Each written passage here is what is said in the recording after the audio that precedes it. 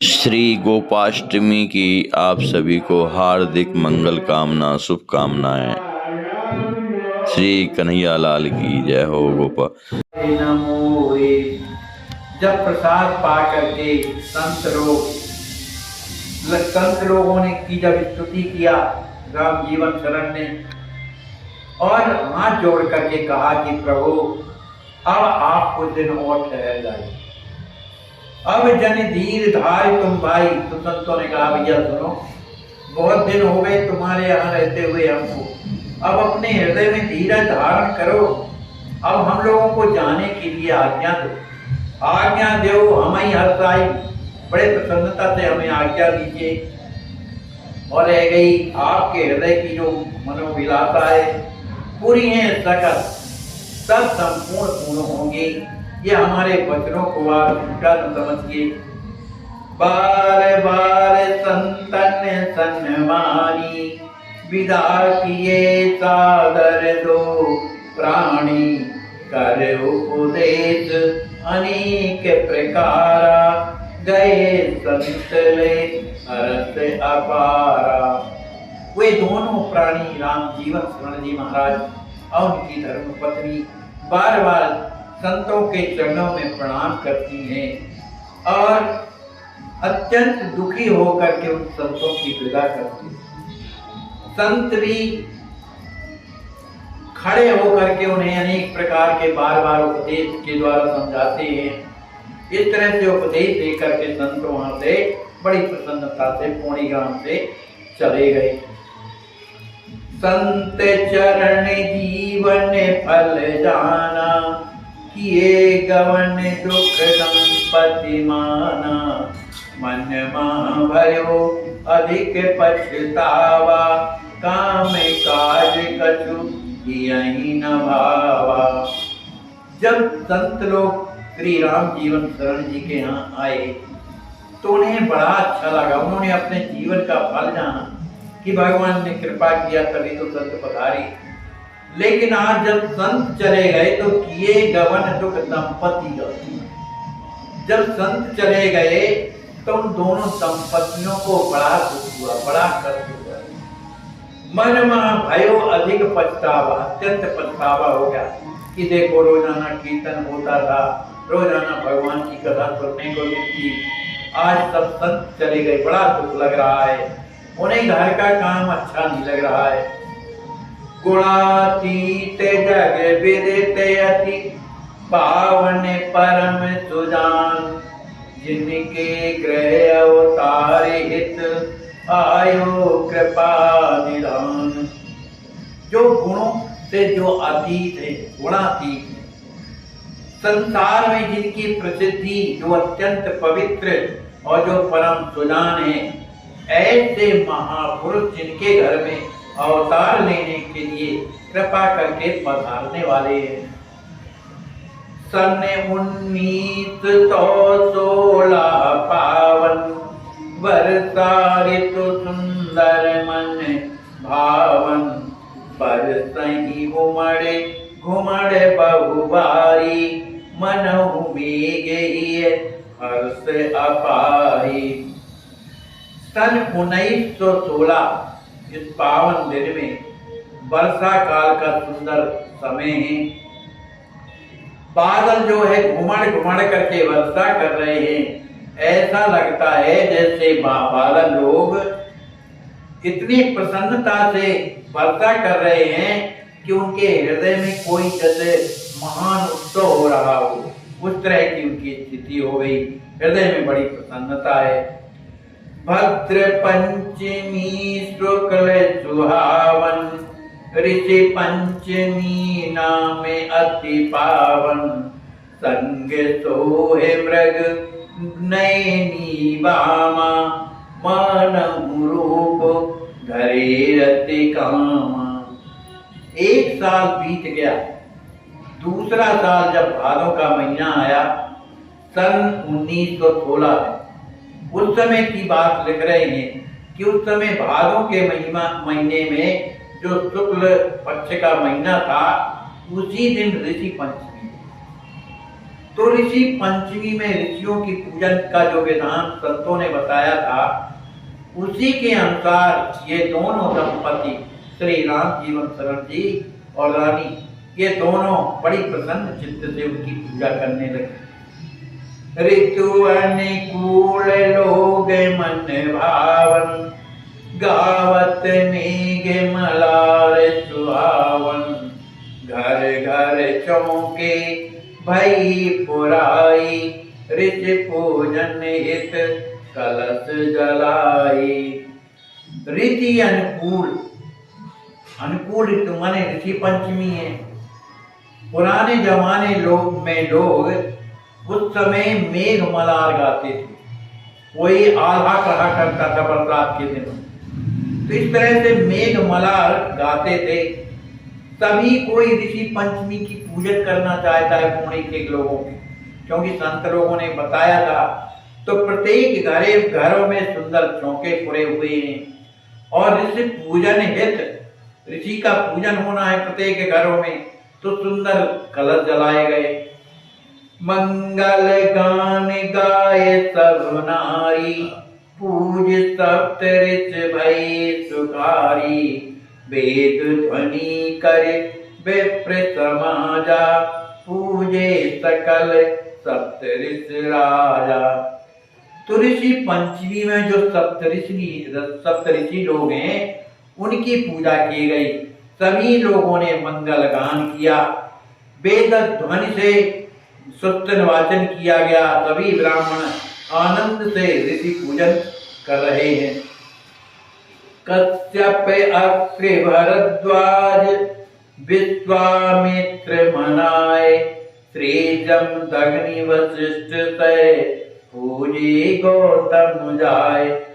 सभी लोगों ने कश्यप जी का, अत्रि जी का, भरद्वाज जी महाराज का, विश्वामित्र जी का, श्री जमदग्नि का, श्री वशिष्ठ जी महाराज और गौतम ऋषि का पूजन किया। अहंकार ममकार विहीना, दंपति प्रेमानंद प्रवीणा, करत शास्त्र उपदेश अनेका, परम पवित्र एक ते एका। श्री राम जीवन शरण जी महाराज ने अहंकार और ममकार से रहित होकर के उन दोनों दंपतियों ने बड़े प्रेम के साथ सप्तऋषियों का पूजन किया। जब कुछ लोग पंडित जी के यहाँ आते हैं, राम जीवन शरण के यहाँ जब आए, तब राम जीवन शरण जी महाराज ने शास्त्रों के द्वारा अनेक प्रकार के प्रवचन सुनाए, उपदेश सुनाए। जो परम पवित्र एक से का जो चरित्र सुनाते थे शास्त्रों के, वो एक से एक सुंदर भक्तिमय चरित्र थे। बाह्य जगत नहीं मन में भावे, सन्मुख सीता राम दिखावे, करत परस्पर सुंदर बाता, पौड़े विप्र नाय प्रभु माता। जब कथा समाप्त हो गई, सभी लोग अपने अपने घरों में चले गए, पुणे के लोग। तब इन दोनों दंपतियों की स्थिति ऐसी हो गई कि उन्हें अब बाह्य वातावरण अच्छा नहीं लगता था। भगवान हृदय में कृपा किए हुए थे, हृदय प्रेम से भरा हुआ था, इसलिए उन्हें संसार की चर्चा अच्छी नहीं लगती थी। क्योंकि सन्मुख सीता राम दिखावे, उनके हृदय में श्री सीता राम जी महाराज विराजमान हो गए थे और दर्शन देते थे। दोनों युगल दंपति आपस में सुंदर भगवान की ही चर्चा करते हुए और विश्राम कर गए। जिस समय रात्रि में दोनों सो रहे थे, उसी समय उन्हें एक स्वप्न हुआ। मध्य रात्रि एक स्वप्न लखावा, दिव्य प्रकाश पुंज आवा, परम मनोहर विप्र स्वरूपा, तिलकांकित वर वेश अनूपा। जब मध्य रात्रि हुई, तब उस समय स्वप्न हुआ, और ये स्वप्न एक को नहीं दोनों को हो रहा है और एक ही स्थिति में हो रहा है।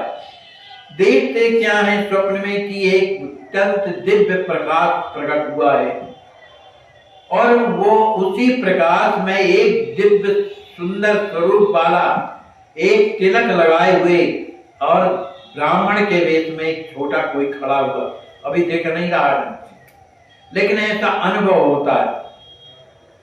दम दमात सुचि सुंदर अंगा, कोटि काम छवि भरे उमंगा। उसके प्रत्येक अंगों में सुंदरता समाई हुई है, करोड़ों कामदेव की भी छवि को लज्जित करने वाली है। उसके जो नेत्र हैं रत्नारे हैं, कजरारे हैं, और वस्त्र क्या पहने हैं? श्वेत वस्त्र, एकदम सफेद वस्त्र पहने। परम मनोहर दिव्य छवि, कहीं देख नहीं जाए, निरख निरख नव माधुरी, अंगे अंगे पुलकाय। उन दोनों दंपतियों ने जब यह स्वप्न में उनका दर्शन किया, उस मनोहर छवि का, वो छवि का वर्णन नहीं कर सकता कोई। उन छवि को देख देख करके, उन सुंदरता को देख देख करके उन दोनों दंपतियों के जो अंग प्रत्यंग है पुलकित हो रहे। परम गौर वर्ण के सुंदर स्वरूप है, शोभा के सदन माने शोभा के भंडार है। इस तरह से उनको उसका दर्शन जब उन्होंने किया, तब उनका तन जो है रोमांचित हो गया, हृदय पुलकित हो गया, और प्रेम में के वशीभूत होने के कारण वे कुछ बोल नहीं पाए। ये सब स्वप्न में हो रहा है। एक टक रहे बिलोचन, सन्मुख सुघर रूप दुख मोचन, देखी दशा तव बालक आयो, सादर चरण शीत सिर नायो। जब ये दोनों दंपति एक टक उसको देख रहे थे कि ये कितना सुंदर है, सफेद वस्त्र पहने, सुंदर तिलक लगाए हुए है और दिव्य भव्य है, आखिर ये है कौन? तो वही सुंदर जो बालक था, धीरे धीरे वो आगे आता है। वो बालक है। देखी दशा तब बालक आयो, वो बालक वहां से आया और आ करके अपने श्री राम जीवन शरण और रानी माँ के चरणों में प्रणाम करता है। जय जय जय जय। जैसे जब वो प्रणाम करता है, उसकी सुंदरता को देख करके दोनों दंपति, हर्षित दंपति भयो विषयी, उस बालक को देख करके चरणों में प्रणाम करते हुए देख करके दोनों दंपति प्रेम में भर गए। सुंदर लाल गोद बैठा ली, उस पुत्र को उठा करके अपनी गोद में बैठा लिया, उनका चुम्बन करने लगे, प्यार करने लगे। उन्हें बड़ा सुख हुआ। लाल कहा है मात सुनैना, पिता जनक देखो भर देना। उस बालक ने कहा कि हे माता जी, आप पूर्व जन्म में सुनैना थे और पिता के लिए कहा आप जनक जी महाराज थे। जन्म जन्म के तुम पितु माता, आप तो मेरे हमेशा हमेशा के जन्म जन्मांतर के माता पिता हो। और मेरी बहन कौन है? श्री राजकिशोरी, सिया बहन सन सुंदर नाता। मेरा और आपका श्री राजकिशोरी जी से आज का नहीं, पुरातन संबंध है। तात मात सर्वज्ञ तुम, सदा सदा के नाथ, गर्भवास कर चरण में रखन चाहो निज मात। वो बालक कहता है, हे माता जी, आप तो हमेशा जो है सदा हमेशा हमेशा मेरे माता पिता हो। अब मैं कुछ दिन आपके गर्भ में निवास करने के बाद जब मैं प्रकट होऊंगा तब आपके चरणों में प्रणाम करूंगा। मतलब आप जिस तरह माँ बाप के चरणों में प्रणाम करता है लड़का, जो लीला होती है उस तरह की करूंगा। इसलिए आप मुझे आज्ञा प्रदान करें। अति प्रसन्न मन पुलकित गाता, बड़ी प्रसन्नता के साथ मुझे आज्ञा प्रदान करें। जगत जननी तुम मात सयानी, आप तो जगत जननी है, अपनी माँ से कहते हैं। आप परम सयानी हैं। रानी सुनैना मंगल खानी, आप सुनैना है ना, आप सबका मंगल चाहने वाली है।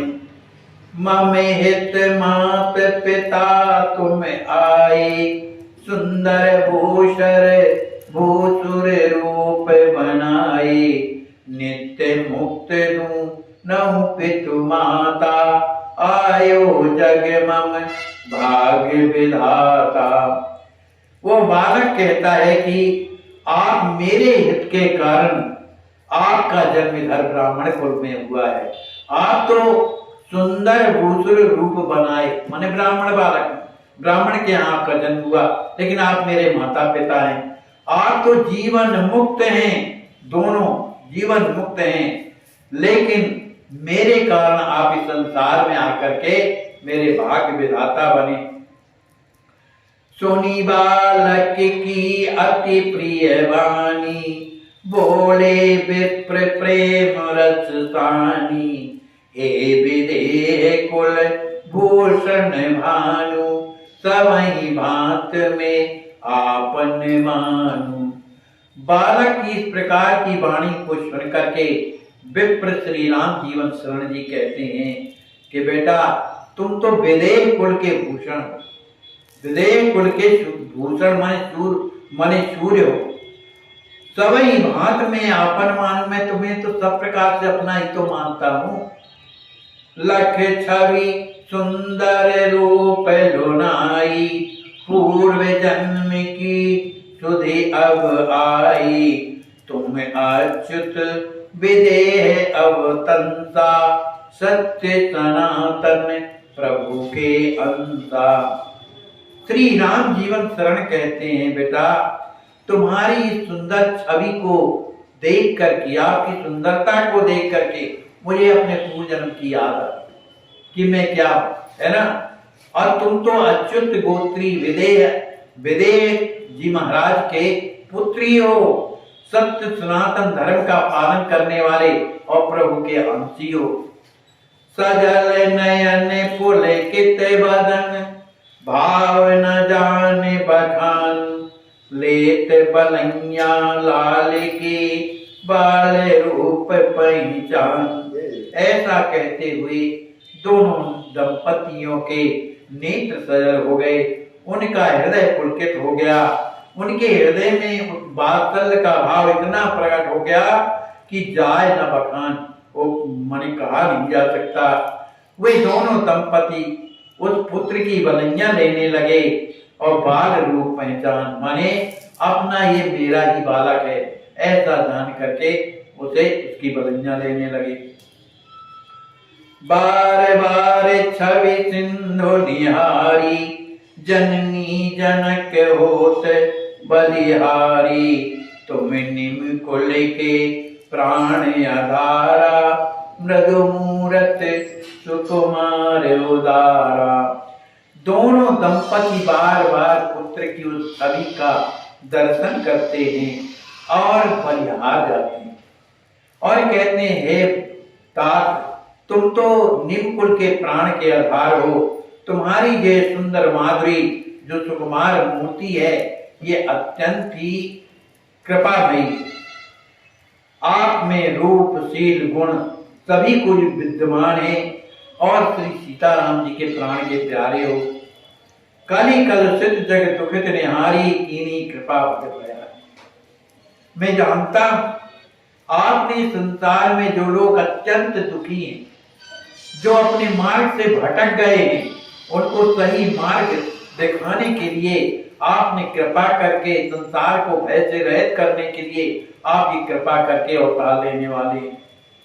अपलक नयन एक टक देखी, हृदय विचारत भाव विषेकी, निर्घट नयन चले उतराई, क्षण महादीने वस्त्र डुबाई।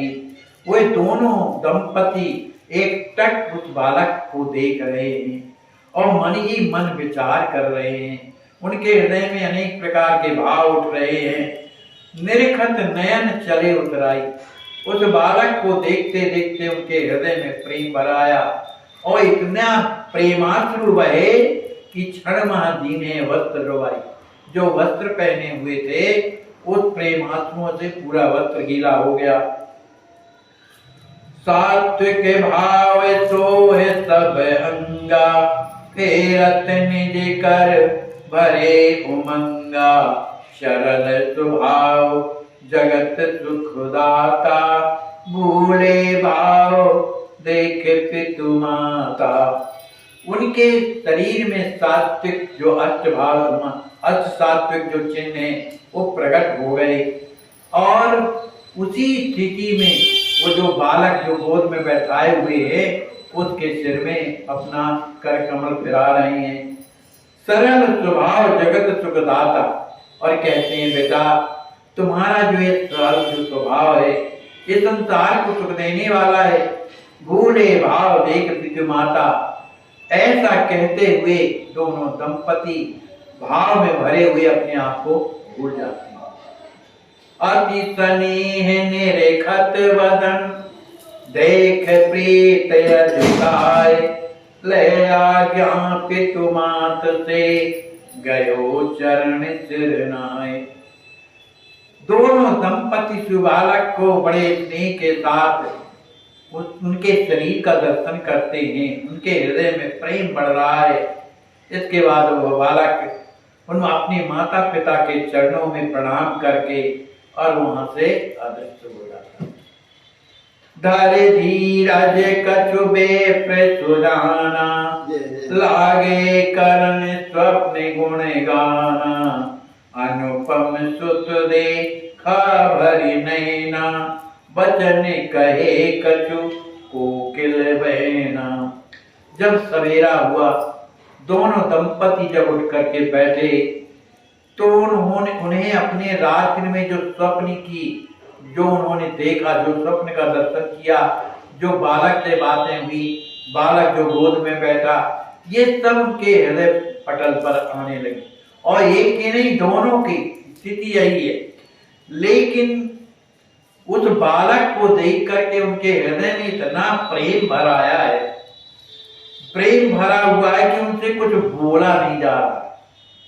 ना रानी से बोला जा रहा ना श्री राम जीवन शरण से बोला जा रहा। लेकिन किसी तरह से धीरज धर करके श्री राम जीवन शरण जी ने कहा मने उनकी धर्मपत्नी ने पहले कहा नाय चरणे बोला कर जोरी तात चच्चहों कछु सम्मति तोरी जो तुम्हारे यथो पाऊं बाल केले कर कछुक दिखाऊं। अब फिर बालक की बात है माने वो बालक जो है पुनः प्रकट होता है और दोनों दंपतियों के चरणों में प्रणाम। ये स्वप्न ही चल रहा मन स्वप्न ही चल रहा है अभी। तो नाय चरण बोला कर जोरी स्वप्न में ही कहते हैं कि मैं आपसे कुछ विनती करना चाहता हूं यदि आपकी आज्ञा हो तो मैं कुछ बाल केली करूं माने बालकों जैसे लीला भी प्रकट करूं। मात कहा प्रभु ऐसो सपना देखी मैं मुख आवना। ये स्वप्न की बात नहीं प्रकट की है माने इस तरह से वो बता रही हैं कि वो बालक आया और मेरे चरणों में प्रणाम किया। ये रानी बता रही प्रणाम किया और कहती है मैं आपसे प्रार्थना करता हूं कि मैं कुछ आपके लिए कुछ बाल केल की लीला करना चाहता हूं। तो मात कहा प्रभु ऐसे सपना कह दे कि मैं मुख आवना बचना। मैंने इस तरह का स्वप्न जो है मैंने आज देखा है मेरा हृदय भरा हुआ है मुझसे कुछ कहा नहीं जाता। संत बचन मिथ्या नहीं होई मोरे घर आवा सुत सोई रवि सम तेज चांद सम लोना देखी बालक परम सलोना। श्री रानी माता कहती हैं कि जो संतों ने हमें आशीर्वाद दिया है पुत्र होने का यह कभी निष्फल नहीं हो सकता है। लगता है वही पुत्र जो स्वप्न में आया है वही हमारे घर में पुत्र बन करके आएगा। वो जो सूर्य के समान प्रकाशित चांद के समान अत्यंत सुंदर है। देखी बालक परम सलोना अत्यंत ही सुंदर है। जो शोभा का सदन है जो कामदेव से भी बढ़कर के सुंदर है, उसके सुंदर भाल पर बढ़िया तिलक लगा हुआ है, ऐसा प्यारा सलोना मैंने बालक का दर्शन किया। यही विध वर्णत स्वप्न छवि पायो मोद महान। इस तरह से जो स्वप्न में जो बालक का दर्शन किया, उस छवि का वर्णन करते हुए जो राम जीवन शरण जी महाराज में बड़े प्रसन्न होते हैं, रानी माँ भी बहुत प्रसन्न हो रही है। छटपटात अति दर्द है जान चाहत जन प्राण। माने उनके हृदय में ये छटपट लग गई कि कब वो समय आएगा कि वो पुत्र हमारा बन करके और जब प्रकट होगा तब लीला करेगा। इस कारण उनके हृदय में छटपटाहट हो रही है, लग रहा है कि जैसे कहीं प्राण ना चलेगा, माने इतनी तीव्रता है।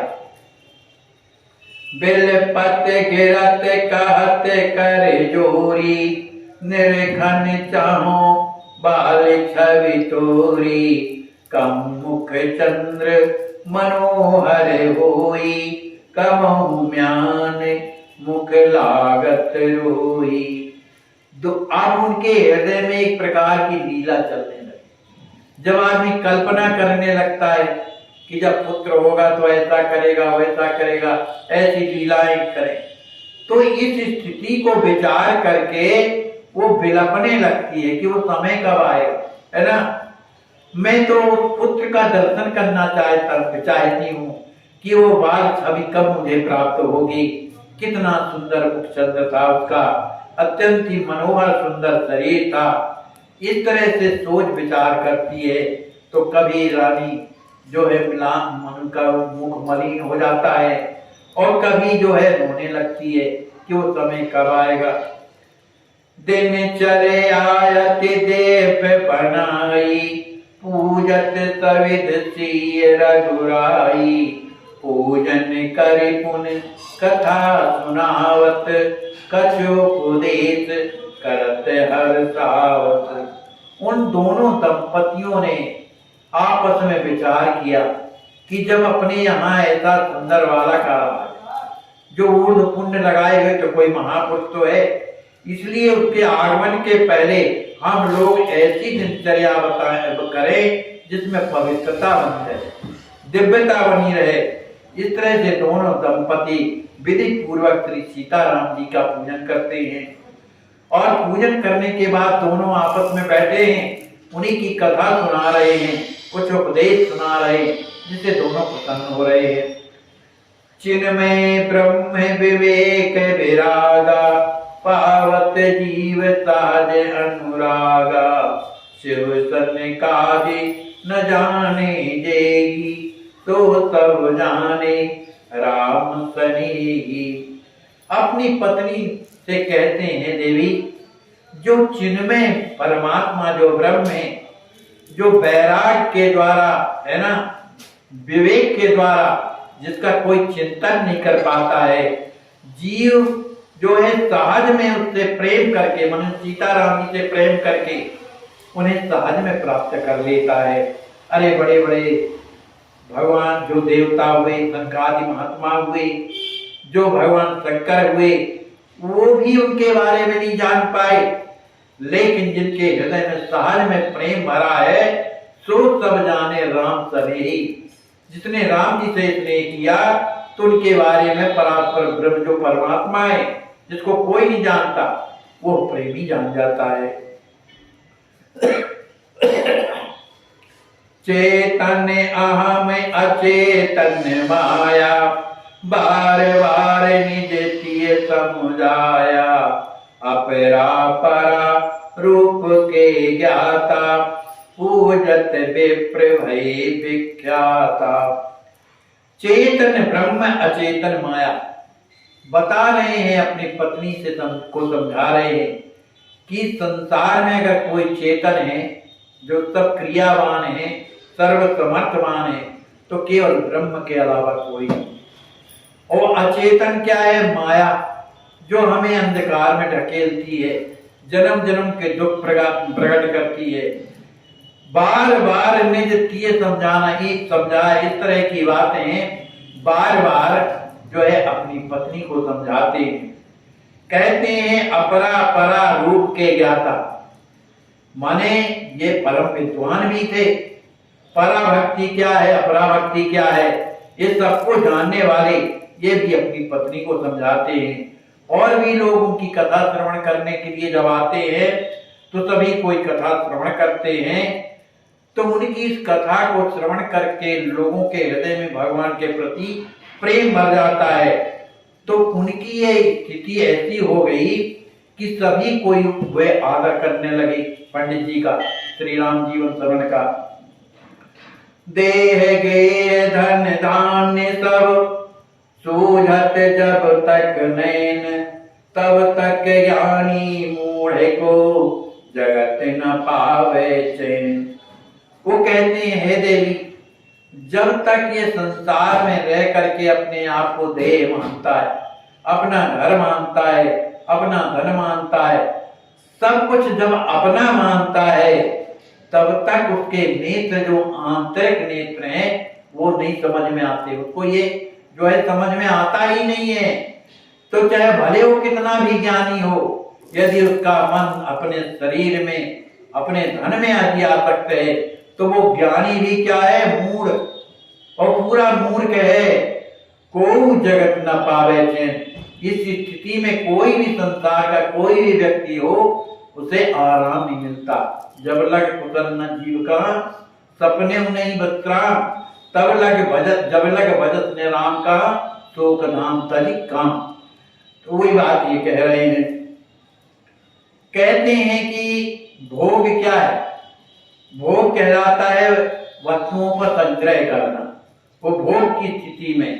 और ये भोग करता क्या है, सिवा दुख के कुछ नहीं देता। क्योंकि जो वस्तुएं हमने अर्जित किया उसका समय निर्धारित है कि ये नष्ट होंगी, तो जब नष्ट होंगी तो दुख होगा। इसी के वशीभूत होकर के संसार के लोग भवकूप में पड़े रहते हैं। इसलिए हे देवी, सकल कामनाओं को त्याग करके और इस संसार में किस तरह से रहे, बैरागी बन करके रहे। बैराग कैसे होगा, सब संपत्ति रघुपत की आई, ये तो प्रभु की है, हमारा तो कुछ नहीं, हम तो सेवा कर रहे हैं। कहते हैं जो शाश्वत धर्म है ये मनुष्य वही जान सकता है। माने जो शाश्वत धर्म का मतलब जो गुण भगवान की ओर चलते हैं, जो आचरण भगवान की ओर जाता है, तो ये वही जान सकता है जिस पर गुरुदेव की कृपा और राम जी की कृपा होगी, वही समझ सकता है। तामस मूढ़ मनुज अज्ञानी विद विहीन गति पाए न प्राणी। जो तामसी मनुष्य हैं, थोड़े थोड़े उनको सात्विक, तो उससे क्या है, बुद्धि का नाश हो जाता है, बुद्धि विहीन हो जाती है। ऐसे प्राणी जो है हमेशा विधि के विधान माने विधि विहीन कार्य करते रहते हैं।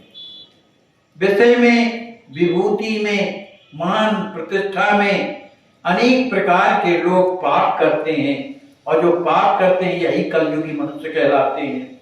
जो काम, क्रोध, ममता इसके जो वशीभूत रहते हैं उनका हमेशा सर्वनाश होता जाता है।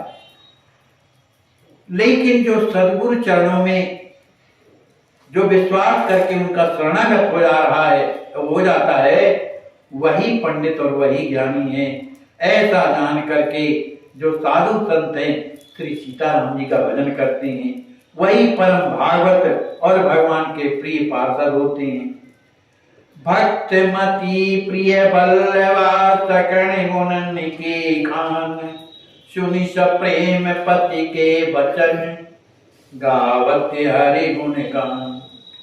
लेकिन रानी मां कोई साधारण थोड़ी, वो तो भक्तिमती पहले से ही अपने प्राण वल्लभ जो श्री राम जीवन शरण है उनकी आज्ञाकारिणी है, सकल गुणों की खानी है। अपने पति के इस तरह वचनों को सुन करके उन्होंने अपने मन में दृढ़ निश्चित किया कि हम अपने हृदय से ही भगवान की सेवा करेंगे और उनके नाम का स्मरण करेंगे। अब तो ब्राह्मण के घर में एकदम पवित्रता का वातावरण, रात दिन भगवान का कीर्तन चलना, भगवान की पूजा करना, है ना, यही उनका जो है जीवन नियम बन गया। और करते क्या थे? कृषि का काम करते थे, खेती बाड़ी करते थे। लेकिन वो खेती को अपनी ना मान करके राजकिशोरी जी की है, तो उनकी सेवा करना, इस तरह भाव से सेवा करते थे। जो उनके घर में काम करता लोग थे, सेवक सब अनुशासन मानी, जितने सेवक कार्य करने वाले थे खेती का, उनकी आज्ञा का पालन करते थे और ऐसा काम करते थे गृह आपन जानी, अपना घर समझ करके काम करते थे। लेकिन जो ब्राह्मण श्री राम जीवन शरण थे, उन सेवकों के प्रति कैसा करते थे? उनसे अत्यंत प्रेम करते थे। सिय सेवक, ये श्री राजकिशोरी जी के सेवक हैं, ऐसा मान करके उनसे प्रेम करते थे। हमेशा ब्राह्मण बड़ी प्रसन्नता के साथ अपने घर का काम करते थे, हर काम करते थे। उस काम करने में उन्हें एक भी लज्जा नहीं लगती थी। राम सिय की सेवा जानी, श्री राम सीताराम जी की सेवा समझ करके हमेशा प्रसन्न चित्त बने रहते थे। अपने गृह का कोई भी काम है बड़े प्रसन्नता से करते थे। अत्यंत प्रेम में भरे हुए श्री राम जीवन शरण इस प्रकार से अपने घर का काम करते रहते थे और हमेशा भगवान श्री सीताराम जी की पूजा करते थे। देवताओं को, पितरों को भी भगवान मान के उनका पूजन करते थे। हमेशा त्रिकाल संध्या करते थे। नित्य प्रति करत सुजान, संध्या गायत्री सभी विधि पूर्वक मने त्रिकाल संध्या करते थे और अपने हृदय में किसको बैठाए रहते थे? हृदय राख म्यूरत मधुर धरत राम। अपने हृदय में जो मधुर मूर्ति श्री सीताराम जी को बैठाए हुए और निरंतर उन्हीं का ध्यान करते रहते थे।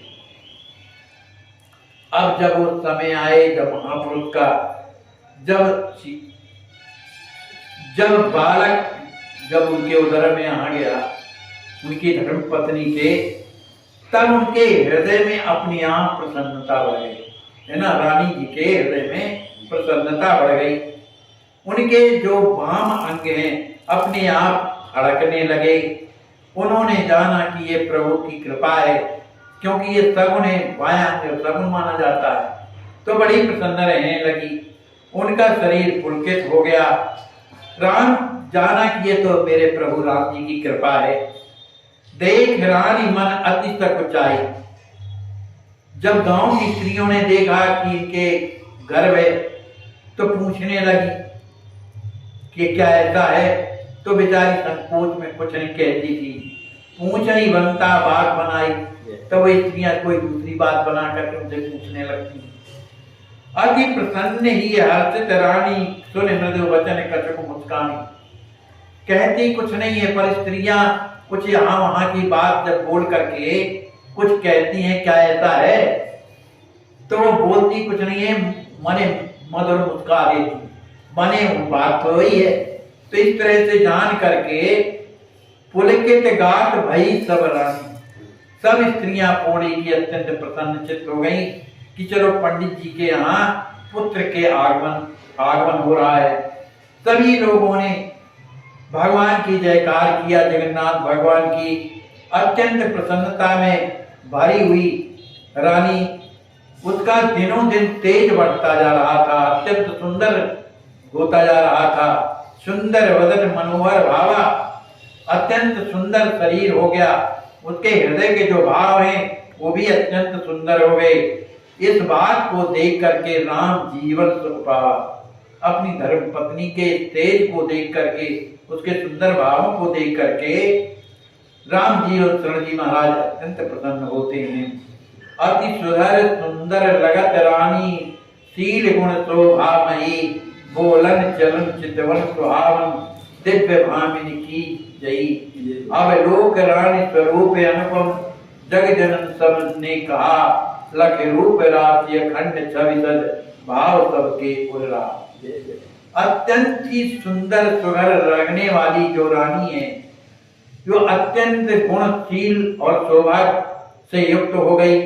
उसके बोलने का जो ढंग है, चलने का जो ढंग है, दूसरों को देखने का जो ढंग है वो कैसा अति सुहावन, सबको प्यारा लगता है। रानी की इस स्वरूप को देख करके सभी कोई प्रसन्नता से भर जाते हैं। या वो समय आ गया पंडित जी का जो इनके घर में पुत्र जन्म लेने वाला है।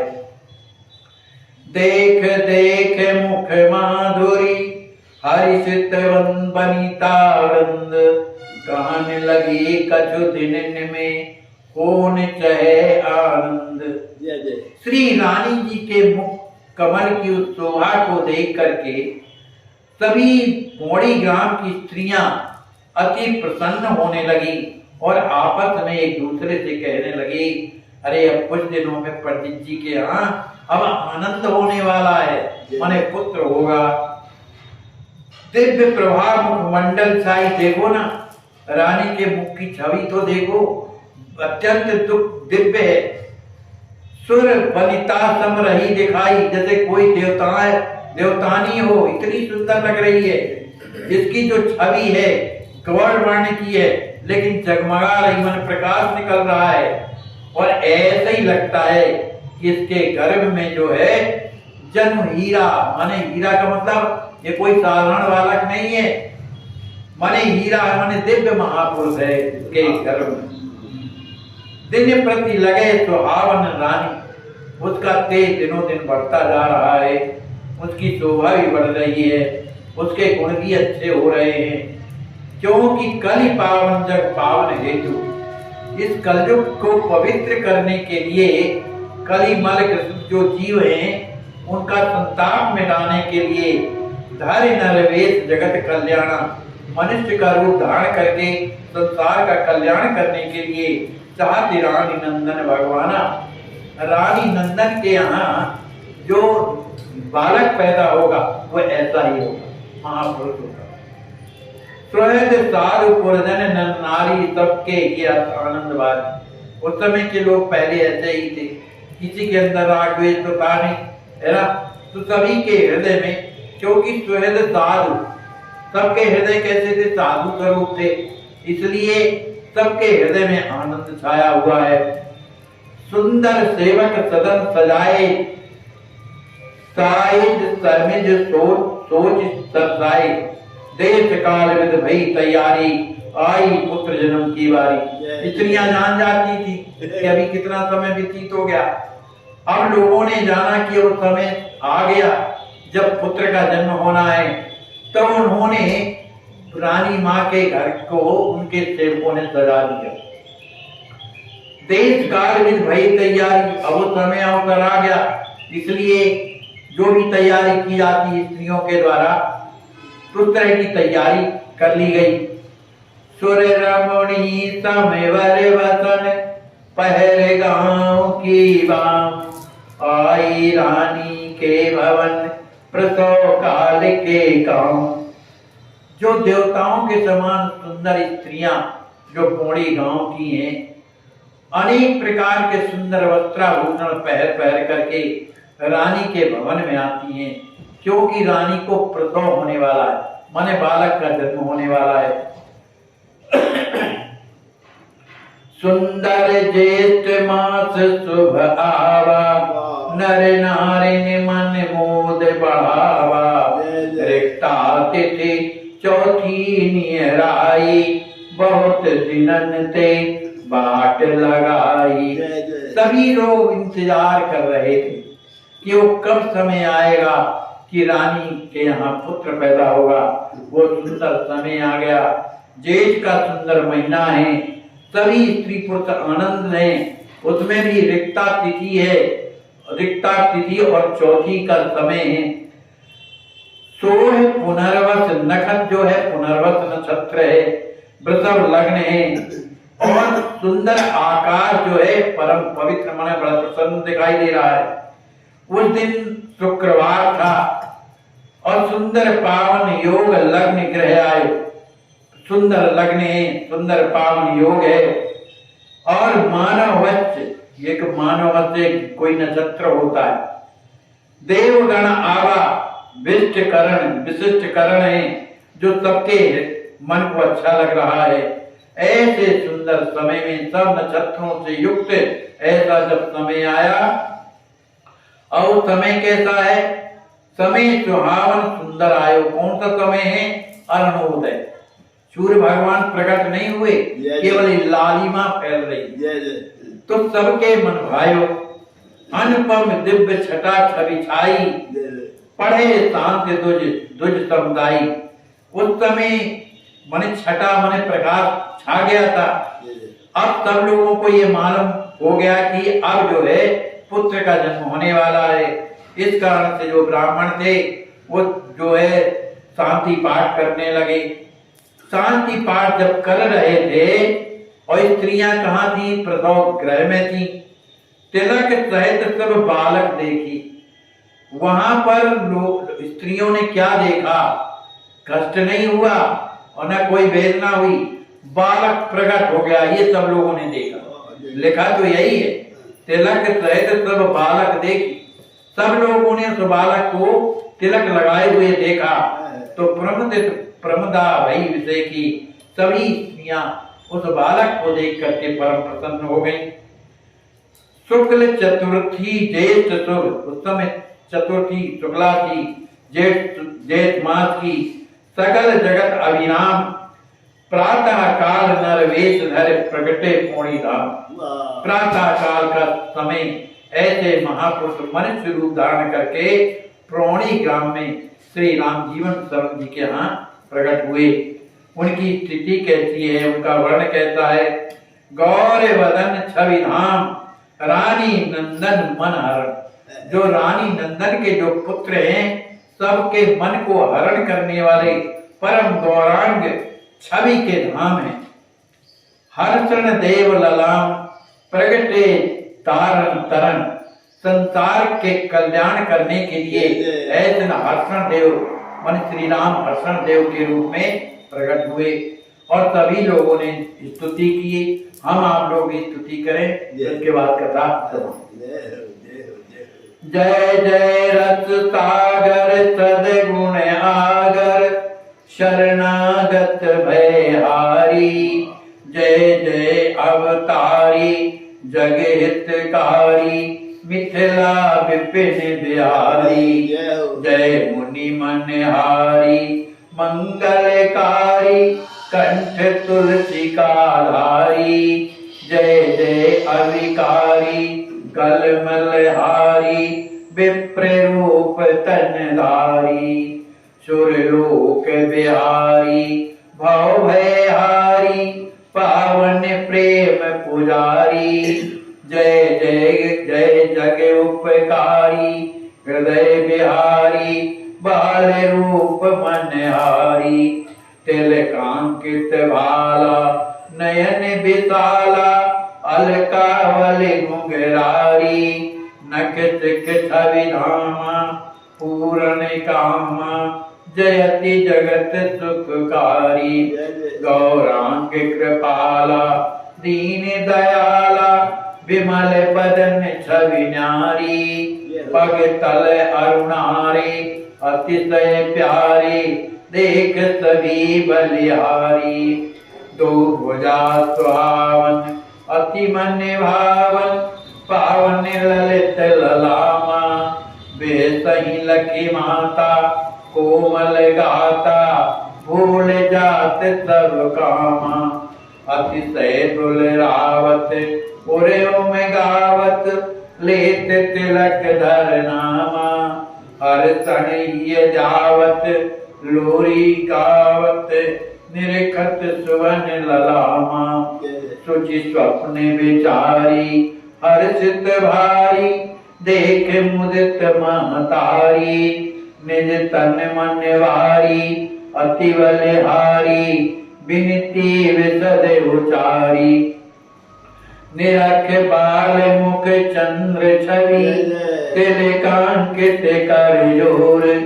किए प्रार्थना मुदित मन, जय जय जय चित चोर।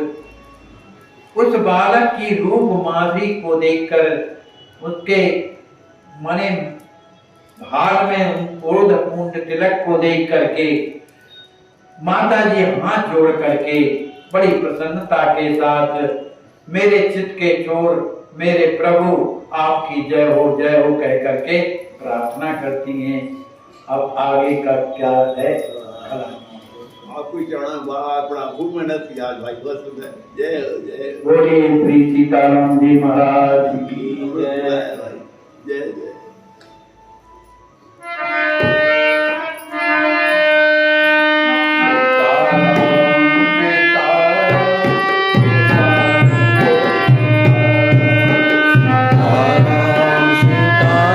श्री राम कुमार दास कोठारी जी महाराज। छठ पूजा की आप सभी को हार्दिक शुभकामनाएं। मनुष्य को जीवन की चुनौतियों से भागना नहीं चाहिए और ना ही